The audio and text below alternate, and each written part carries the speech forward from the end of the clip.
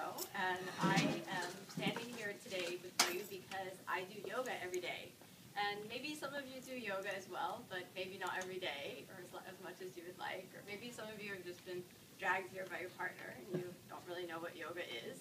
But I've done yoga every day for the last 14 years, and it's changed my life. I've done yoga in hotel rooms in the strangest countries you could imagine. I've done hotel room yoga. I've done yoga in airports. I've done yoga in my parents' garage, in my living room, in yoga centers all over the world, and in India, where I met my teachers, Sri K. Pattabhi Joyce and R. Sharat Joyce. And over the last 14 years, yoga has helped me become a yoga teacher, a business owner, and more recently an author and a writer as well. And I've also become the creator of 5 Ashtanga Yoga DVDs, as well as a YouTube channel that maybe some of you guys have seen. I know some of you said that you practice along with some of my YouTube videos. Now, the first and foremost thing I think, despite all of that, is a student of yoga. And that's why I get on the mat every day, and that's why I've been getting on my mat for the last 14 years. As you can see, I'm passionate about Ashtanga Yoga, so passionate so that over the last 14 years, I've traveled to more than 50 different cities in more than 20 different countries sharing the message of Ashtanga Yoga. I've traveled more than 500,000 miles in service of Ashtanga Yoga.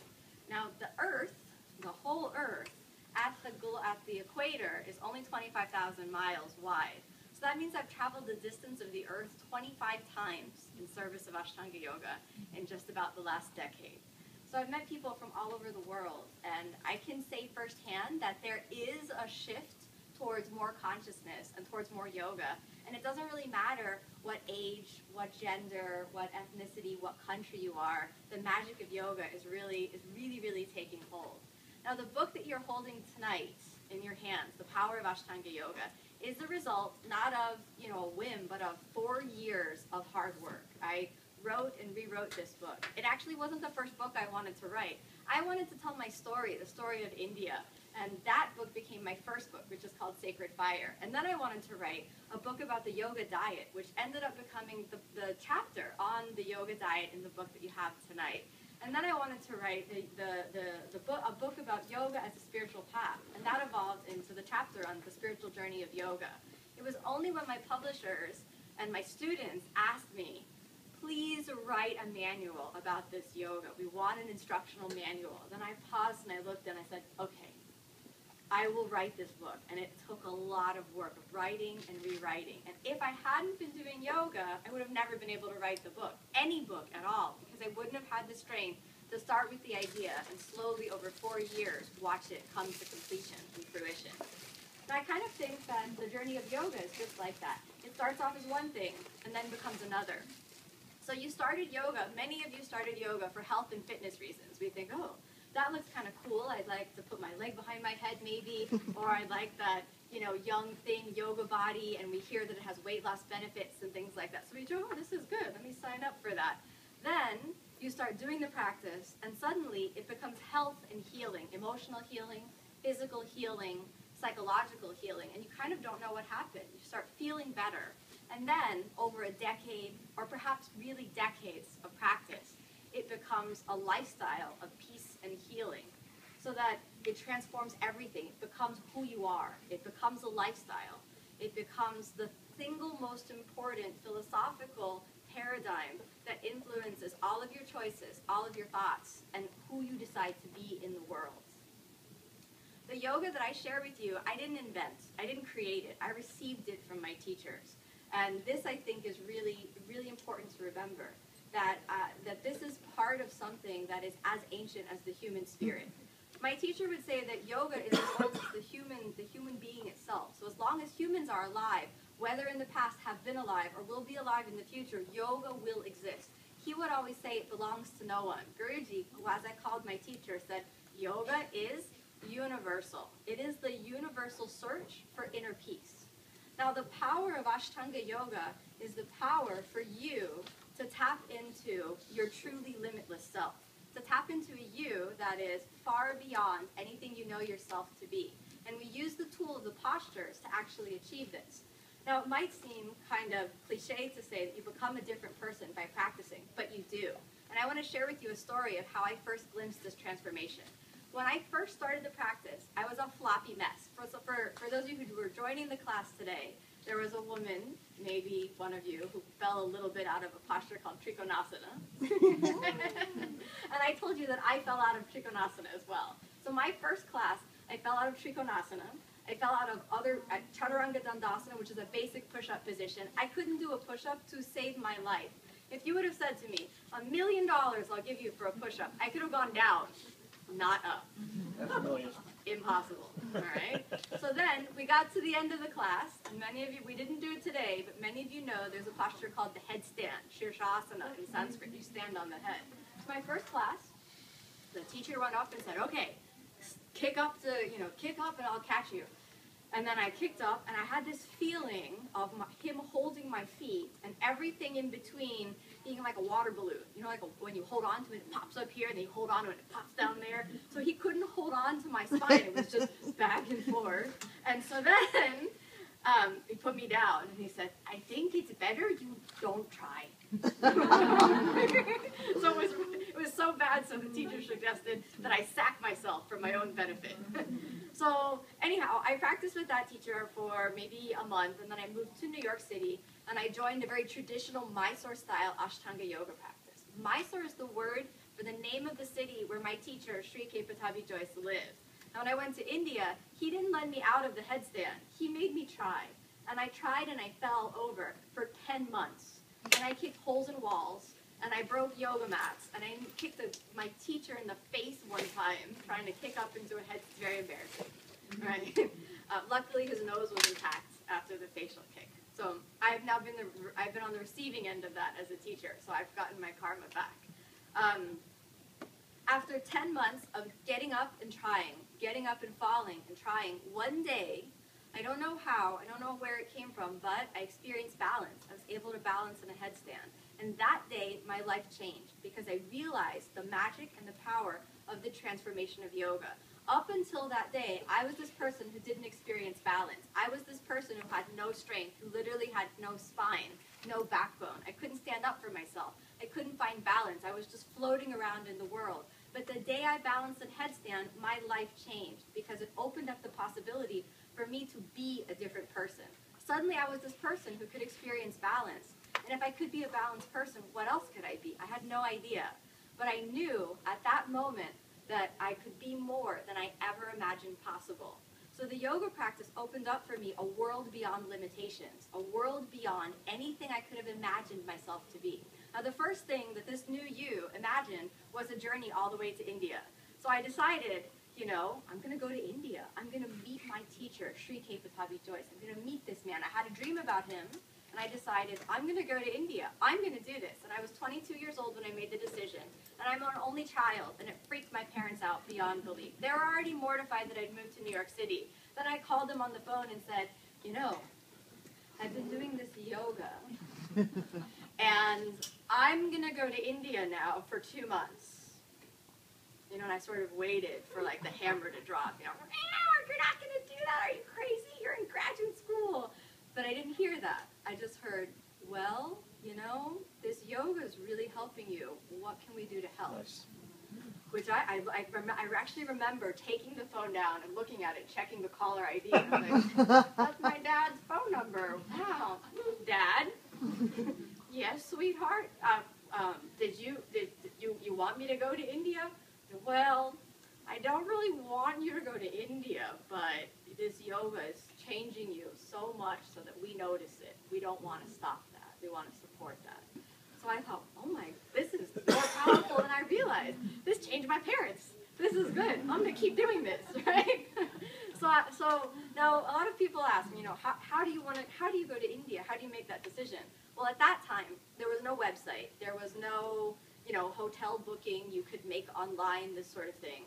There was merely an address, and the address was a strange Indian address. It says something like Ashtanga Yoga Nilayam, Sri Vidwan, Sri K. Pattabhi Jois, old number 11, new number 52, third stage, 4th cross, Lakshmipuram, 57002, India. Does that sound like an address to you? That does not sound like an address to me. You know, that sounds like, I don't know, getting lost in Indiana Jones, the Temple of Doom. But so I write this letter that I pour my heart out. This is what Ashtanga has done for me in the 8 months that I've been practicing, and I would like to meet you and become your student. I write this letter. I don't have faith in the address, so I pay Federal Express like $100 to try to take this letter to India. And then, this is what people told me who've been, if you send the letter, and you don't hear back, then you can go. Very reassuring, right? So I sent the letter, and I thought, how long do you wait before you buy your ticket, you know? So that's why I FedExed the letter there. I paid $100, said it was going to get there in 3 days, and then, you know, I waited 2 weeks, and I thought, screw it, buy my ticket. So I bought my ticket, I got my visa, and I went. And then the journey to India that I describe in my first book, Sacred Fire, is a journey of 24 hours on an airplane and into a world where you leave layers of yourself at every journey. It's as though the first airport that you stop at, a layer of your personality stays behind, and then the next airport that you go to, another layer of your personality, everything you know yourself to be, gets left. My luggage also happens to have gotten left, so that may have been part of the, you know, the purification process. Then when I arrived to the airport called Bangalore and I went through customs, we had to get a taxi to the city of Mysore, and it was a 4-hour taxi ride that I had to negotiate in a country where I didn't speak the language and I didn't know anyone except for Sri K. Patabi Joyce in Mysore. So sitting in a taxi for 4 hours in the middle of the night, the dawn rose as I arrived to Mysore for the first time, and the taxi pulled up at the Ashtanga Yoga Nilayam, and it said the numbers, old number 11, new number 52, something like that. And I got out and I walked there, and Patabi Joyce, he was there, and I looked at him, and before I could say anything, before I could doubt, is this yoga real? Is this man my teacher? What is a guru? What do I do in this instance? I was on my knees. I knew he was my teacher. My heart opened. My life changed again. Because now not only did I experience the possibility of a limitless self, but I experienced the possibility of limitless love. I felt that when I looked into his eyes, and my heart cracked open, and it was as though I was returning to a home that I never knew I left until that moment. So the power of Ashtanga Yoga is its simplicity, its simple methodology, not its innovation, but its history. And the history of Ashtanga Yoga is the history of the human race. It's the history of the search for love, the search for peace, the search for connection and intimacy in our daily lives. The methodology of Ashtanga Yoga is very simple. It's broken up into something that Guruji called the Tristana method. You have the breath, you're breathing. How you breathe affects how you feel. If you breathe in a short, shallow breath in your life and in your postures, that's related to an anxiety-stricken, panic-stricken state of mind. It's associated with a neurological response called the fight or flight response. This is how we respond to stress, and this is a neurological response that's left over from the days when we were running for our lives from T-Rex. But there are no more T-Rex that exist. But there are a string of annoying emails and annoying text messages and bad drivers in the state of Florida that cut you off at any moment. And this is what we respond to. Now, if you keep that panicked, short breathing, you will keep the stress deep inside of your body. But with the tool of the Ashtanga Yoga breathing method, you learn to breathe deeply and thereby learn to relax and let go of that permanent stress state. Then we have the tool of the posture. The physical posture and the physical body are intimately connected to our emotional body, our memories, and our sense of self. And by changing the way we inhabit our bodies, we open ourselves up to a new way of being. And then the third tool, which is called drishti, or focal point in Sanskrit, means you have the power to train the mind on a single point of attention.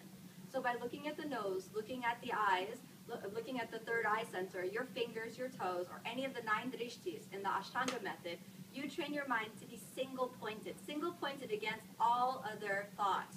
And that's a great tool because the person who keeps their eye successfully on their goal, regardless of what else is happening, is the person who succeeds, no matter how long it takes. If you hold, what the Ashtanga Yoga method says is that if you hold your gaze on that single point of attention, not for a day, not for a week, but for perhaps a lifetime, that it is certain you will achieve that end result through harnessing the limitless power of the human spirit that rests within you. So the power of Ashtanga Yoga is really the power of you. It's the power of yourself expressed through the vehicle of the practice. My journey has been the journey from weakness into strength, the journey from doubt into faith, the journey from insecurity into true peace. And that can be your journey too. Because there's nothing special about me. I just did the practice. If I did it, that means you can do it too. It's a matter of if you want to walk the path and how much energy you'll put forth into this path. It's a humbling journey that asks you to put in the work, and it's a sometimes arduous journey. So my teacher never said this was a quick fix. He never said, oh, there you go, one posture and you're cured. He said, the practice of yoga is very difficult. Whole lifetime take practice. Oh, some small benefit is there. Some small benefit. What is the benefit he's talking about? Not getting your leg behind your head. The benefit he's talking about is that arc that leads towards more peace, more happiness in your life. So the true power of Ashtanga Yoga is the power to lead you there, to bring you into the spiritual practice, to give you the strength and determination to see that journey all the way through until the end.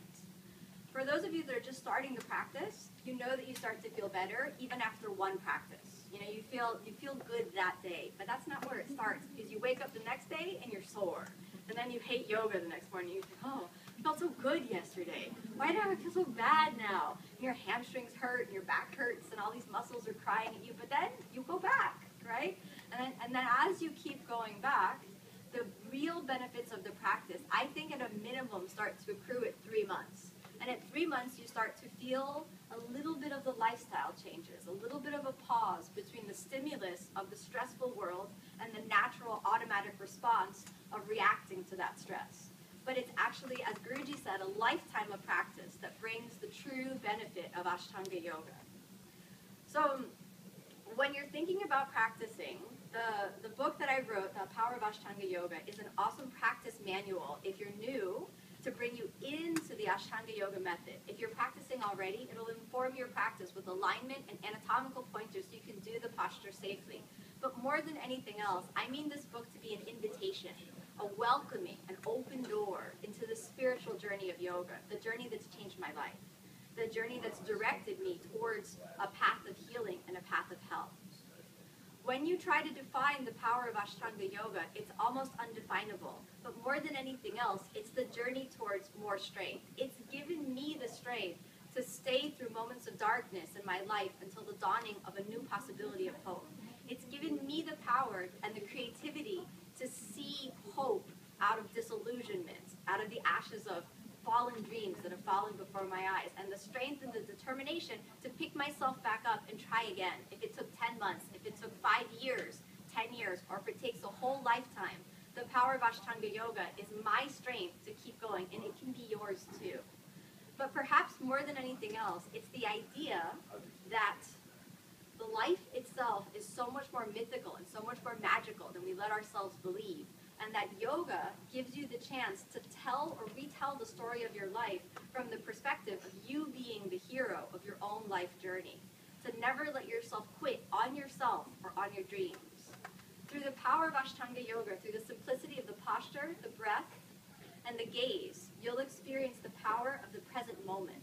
And in the present moment is beauty itself, is gratitude and appreciation for all of the small things. For the flowers on the street, for a beautiful smile that a stranger might share with you, for the beautiful dawn that rises every day and the beautiful sunset that we experience, the blue sky and the sunshine every time it comes, and the flowers on the plants and the fruits that come in abundance here in Florida. It's gratitude for these small things. It's gratitude for the intimate connections in our lives, the appreciation of the small hope that we share, that we may all be truly at peace one day. And perhaps more than anything else, this power of the present moment helps us slow down. We spend our lives in a mad rush. We're out there running for something that we call success. And we assign these external values, whether the success is a posture in the yoga method, putting the legs behind the head, or whether success is $1 million and $1 million home, or whether success is the perfect marriage. We strive outward for this success, thinking that when we get it, we will have finally arrived. But the power of Ashtanga Yoga helps you see that everything you're looking for out there, everything you're running for, is actually right inside. And if you can just be calm, use the power of the practice to breathe, to be in the posture, and to focus your mind. All of the heaven and all of the paradise that's out there is suddenly right here within. And all you have to do is just be with it. Thank you very much.